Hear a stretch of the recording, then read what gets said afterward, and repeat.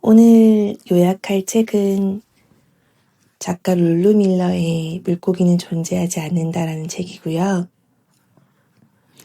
작가 룰루 밀러는 과학 잡지 기자이고 특히 과학을 그냥 과학 자체로만 보는 게 아니라 자신의 삶과 우리 인간들의 모습을 과학과 연관지어서 설명하는 작가로 유명하죠. 그리고 그의 대표적인 책 물고기는 존재하지 않는다를 오늘 읽어볼 예정이에요. 일단 책을 읽기 전에 그 내용에 대해서 조금 에피타이저 같이 설명을 드리면 우리가 한 번씩 느낄 때가 있을 것 같아요. 내 눈앞에 쌓여가는 일들, 내 마음대로 되지 않는 나의 삶, 그리고 더더욱 나를 무력하게 만드는 사회의 압박, 한 자아가, 한 존재가 너무 작게 느껴지는 혼란 속에서 나는 어떻게 살아가지? 이런 생각을 한 번쯤은 해보셨을 것 같아요. 그런 생각을 가지고서 이 책을 읽어보시면 어떨까 해요. 이 책은 작가 룰루 밀러가 경험했던 삶에 대한 혼란, 그리고 나의 의도대로 되지 않는 내가 그토록 바라던 것이 내 손아귀에 쥐어지지 않는 무력감을 느끼면서 그 해답을 찾아가는 여정이기 때문에 이 책은 어쩌면은 지금 우리의 삶과 연결되어 있는, 맞닿아 있는 책인 것 같아요. 그럼 지금부터 책의 리뷰와 요약을 같이 시작해 보도록 하겠습니다. 지금 내 눈앞에는 안 치워진 쓰레기 더미, 어지러진 식탁, 가득 쌓인 빨래탑이 무대 위의 연출가라도 되는 듯 자랑스럽게 자신을 뽐내고 있다. 이뿐이면 다행이겠지만 쌓인 집안일 위로 풀리지 않는 삶의 숙제들과 뚝뚝 떨어지는 몸의 에너지, 쌓여만 가는 할 일들이 공연의 백미인 듯 화려한 빛을 더해준다. 엔트로피.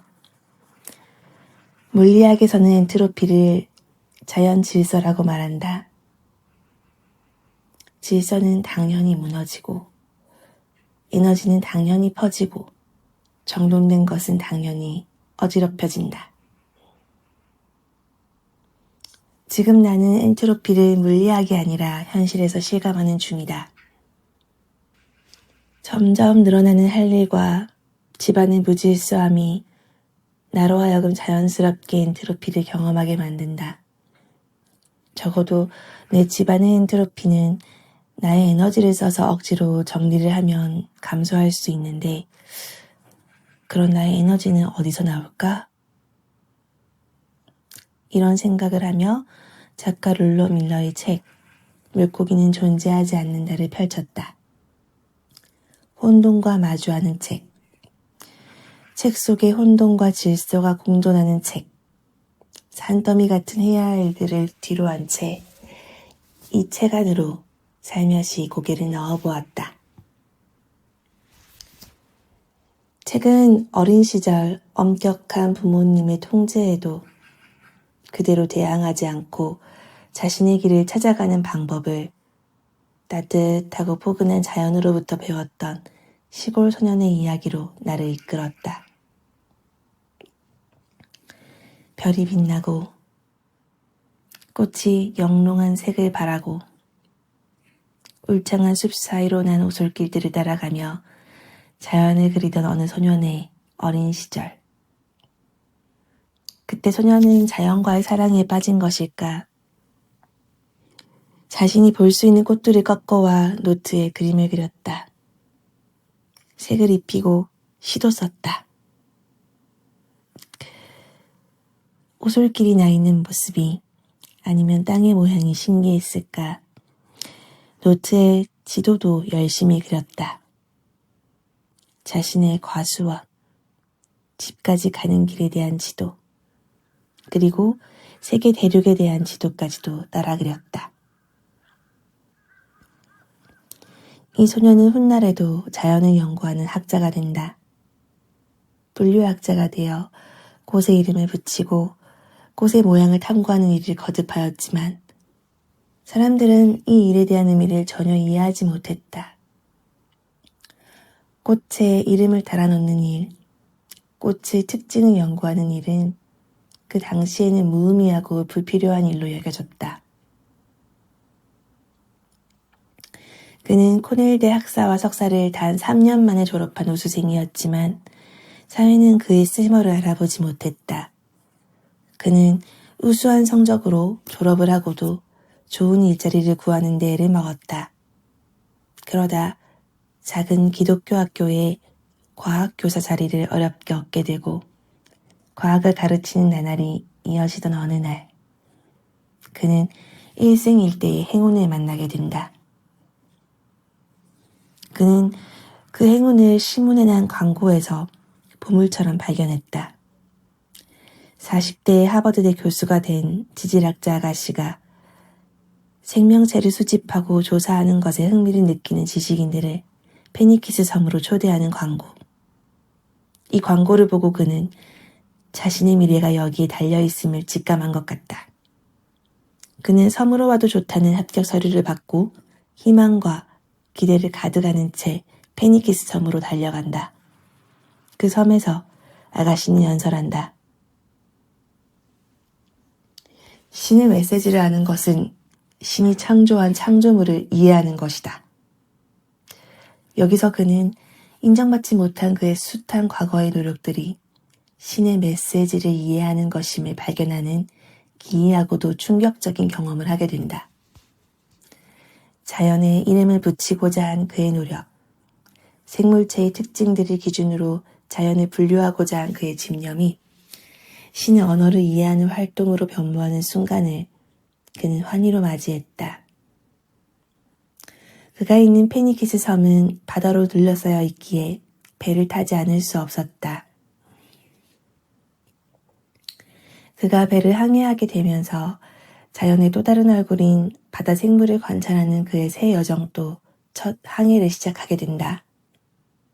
그는 산, 들, 평지에서만 보았던 꽃을 뒤로하고 바다, 강, 호수로 눈을 돌려 새로운 생물인 물고기를 탐구하는 세상에 처음으로 발을 들였다. 물고기는 꽃처럼 그에게 이름을 붙여주고 특징별로 분류하여 새로운 종을 탄생시켜주는 신이 되는 순간을 선물해 주었다. 그는 물고기가 선물해준 그 순간에 매료되었다. 그가 신처럼 이름 붙일 수 있는 그 위치에 있다는 것, 자신이 그만큼 가치 있는 일을 한다는 것에 전율을 느꼈다. 그것은 그에게 마치 지금까지 자신이 해왔던 일들이 세상에서 가장 중요한 일이었음을 확인받는 순간이었다. 자신이 가장 좋아하는 일이 세상에서 가장 쓸모있는 일이 되자 그는 지금까지의 공로를 인정받아 스탠퍼드 대학의 초대 학장으로 초빙된다. 그가 바로 데이비드 조던 학장이다. 그는 초대 학장이 된 후 자신과 함께했던 동료들을 대학의 교수직으로 초대한다. 자신의 일이 신에게 다가가는 일임을 깨달은 날로부터 계속해서 공고해져 오는 그의 신념은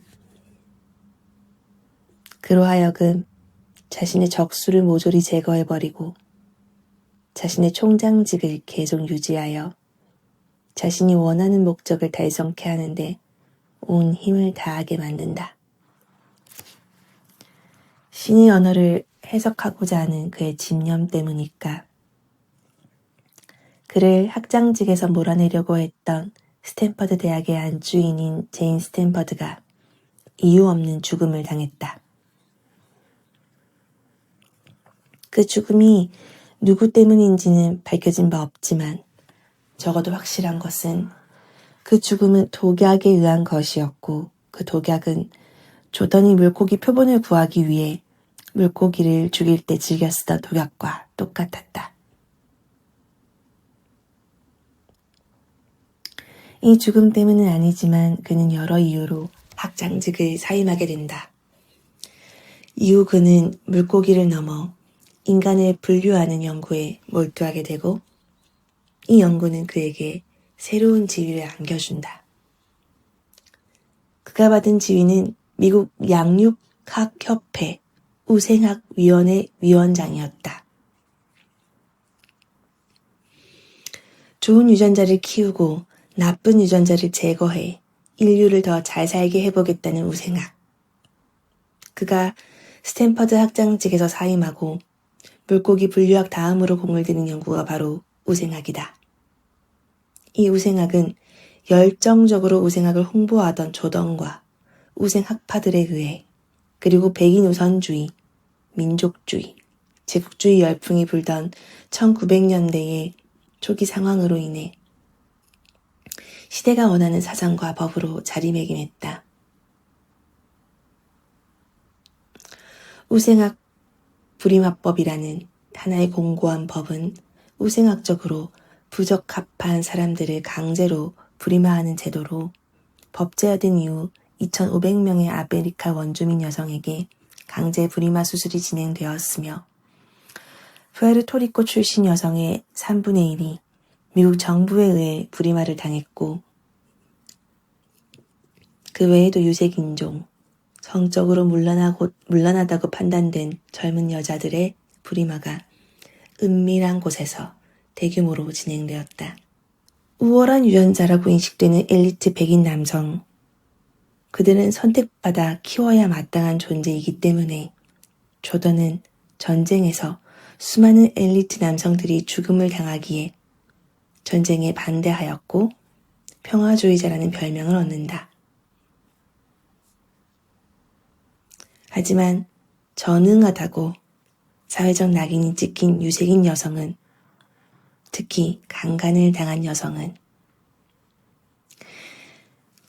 자신이 원한 게 아니라 그 우월한 남성에게 강간을 당했음에도 불구하고 더 이상 자식을 낳으면 안 되는, 아니 유전자를 말살해야 하는 존재로 추락해버린다. 그 존재들을 가두어 강제 불임 수술을 시키는 수용소가 여러 군데 생겨나기 시작했고 그 수용소 안은 어린 나이에 죽임을 당한 아이들의 시체가 가득했다.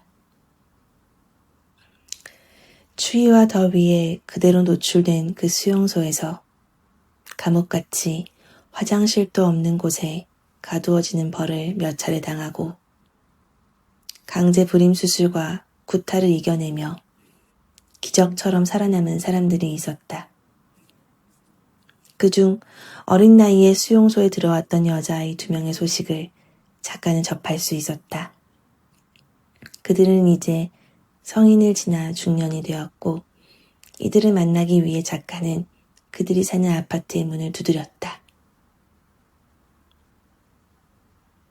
그 2명 중 1명은 19살의 그 수용소에서 강제 불임 수술을 당한 애나였고 또 1명은 그 애나로부터 보살핌을 받았고 다행히 불임 수술을 당하기 전에 수용소에서 풀려난 메리였다.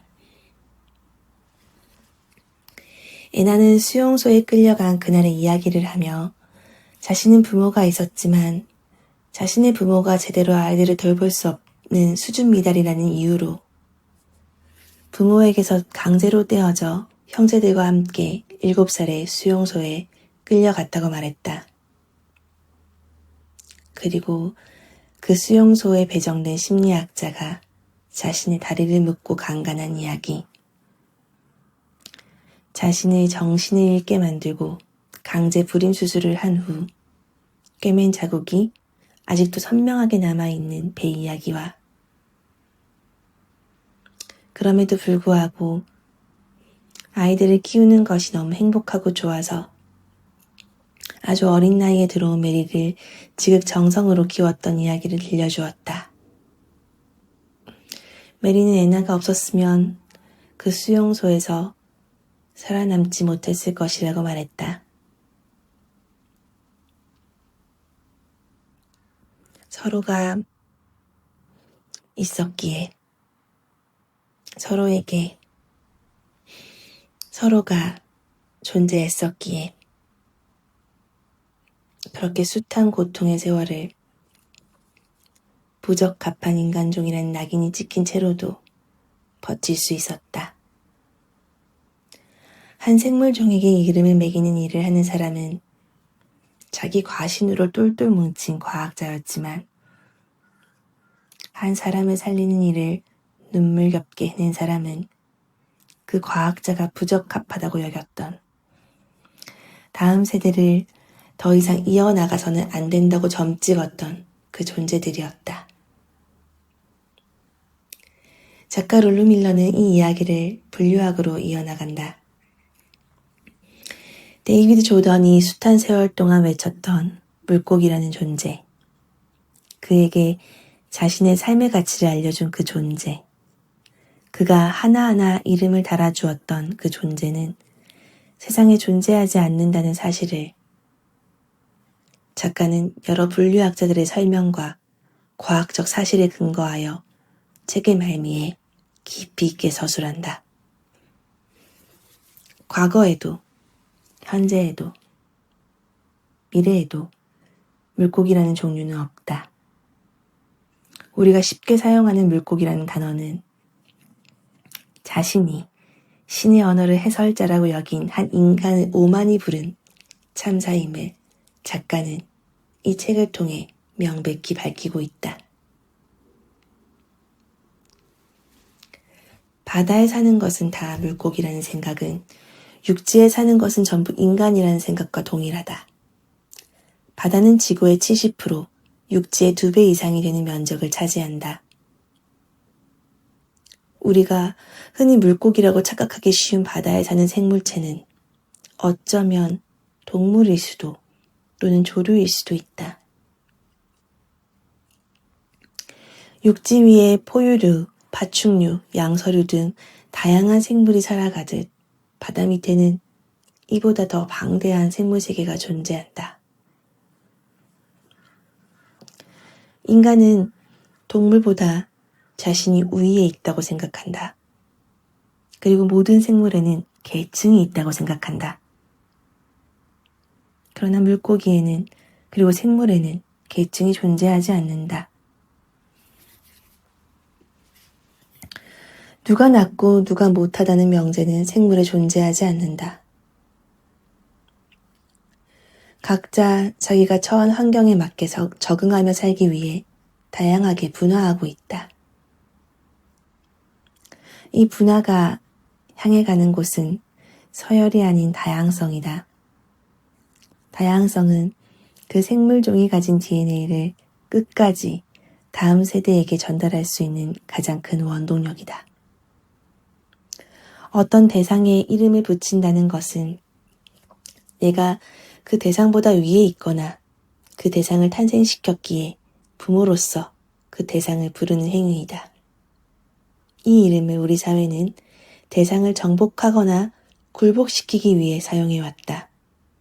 이름을 붙인다는 것은 우리가 그 대상을 제대로 알기도 전에 이름이 가진 굴레에 그 대상을 가둬버린다. 엔트로피처럼 무한히 퍼진 종의 다양성을 이름으로 정렬하는 행위를 과학에서는 어떻게 받아들일까? 물리학은 말한다. 엔트로피는 지역적으로는 감소할 수 있으나 전체적으로는 감소가 불가능하다고. 만약 무한대로 발효되거나 썩어가는 음식을 최대한 덜 상하게 하기 위해 에너지를 사용하여 냉장고에 넣는다고 가정해보자. 냉장고 안의 음식은 천천히 썩어갈 것이다. 그러나 그 음식의 신선도를 보존하기 위해 쓰인 에너지로 인해 더 큰 엔트로피가 만들어질 것이다. 냉장고 안을 시원하게 하기 위해 냉장고 밖은 더운 열을 뿜어내고 냉장고 자체를 만들기 위해 우리는 자연을 훼손하여 공장을 짓고 부품을 조립할 것이다. 그리고 냉장고를 작동시키기 위해 우리는 자연에서 추출한 자원으로 전기 에너지를 만든다. 이렇게 더 큰 엔트로피가 그 음식의 신선도를 보존하는 데 쓰인다.